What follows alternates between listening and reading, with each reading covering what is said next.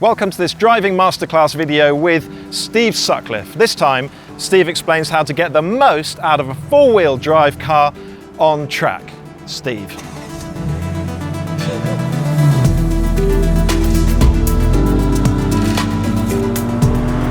Getting the most out of a powerful four-wheel drive car, like the BMW M3 CS Touring you see here, is mostly about maximising its traction. But there are certain methods you can deploy to get even more out of a four-wheel drive car, and that is what we're going to explore in this video. So this monster of an M3 CS has four-wheel drive, which is a jolly good thing too, because it has a phenomenal amount of power and torque. Four-wheel drive ultimately brings you traction. Some people think it brings you grip. It doesn't. It brings you traction. You can carry the same amount of speed pretty much through the same corner, whether you're in two-wheel drive or rear-wheel drive. The difference is you can use the four-wheel drive traction on the way out of corners, particularly slow corners, like this section through the complex at Thruxton, where I'm going to be demonstrating what's what with this car. And there are all sorts of things that you can do to maximise where you put the car to set it up ultimately to generate as much traction on the way out of any corner, but particularly slow corners, but fast corners as well. Because there are compromises that you have to bear with when you have four-wheel drive, which is more weight.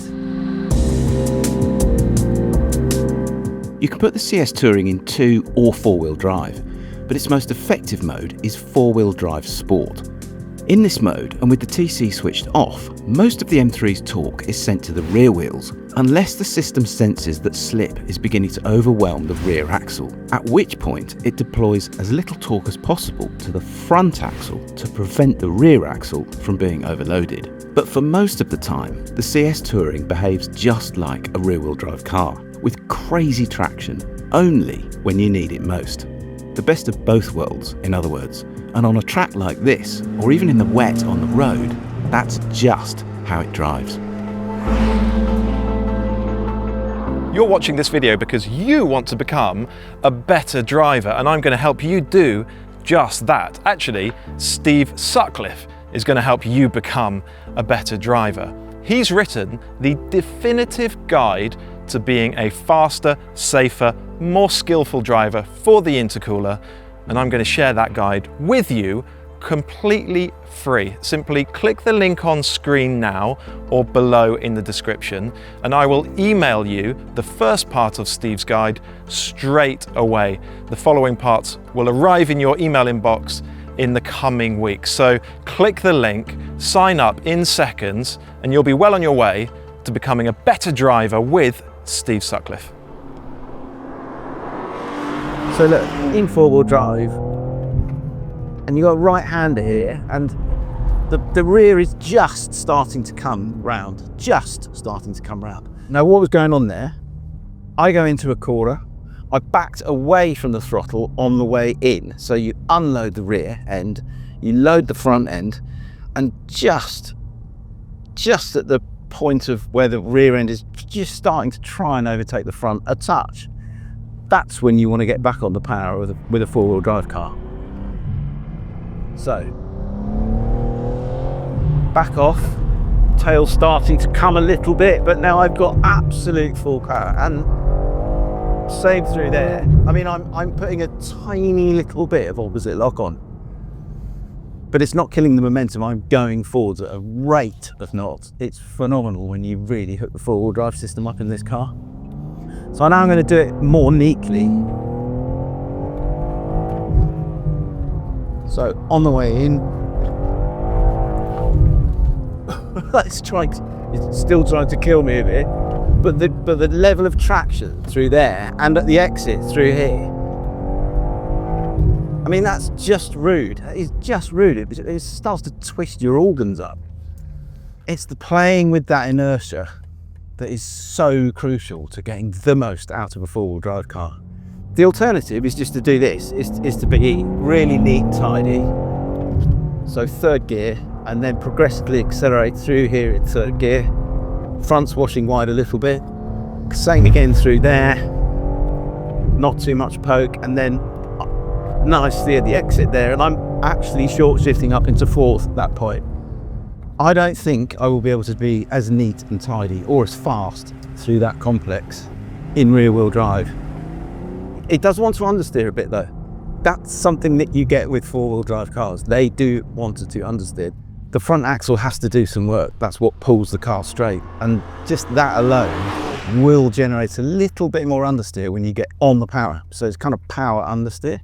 But with this thing, you just kind of stick with it and keep your toe in, and the power understeer washes away. You wash through it and it starts to become not power oversteer, but kind of power neutrality, if that makes sense. Get on the beans too early or too hard in a four-wheel drive car and it will still understeer in much the same way that a front-wheel drive car does. So you need to still be patient with the throttle, especially in a car with as much torque as the M3 CS. You can't just whack the taps open at the apex and expect a four-wheel drive to stick, in other words, just because it has four-wheel drive. Most four-wheel drive cars will understeer, and some, like the CS, will oversteer if you ask their tyres to deploy too much torque at the exit of a corner. So the key is keeping it neat. But once you get a four-wheel drive car pointing straight and with full traction, boom, that is where the gold dust lies.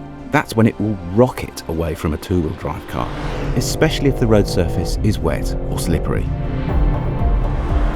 So, same thing, same corner, but now I'm in two-wheel drive.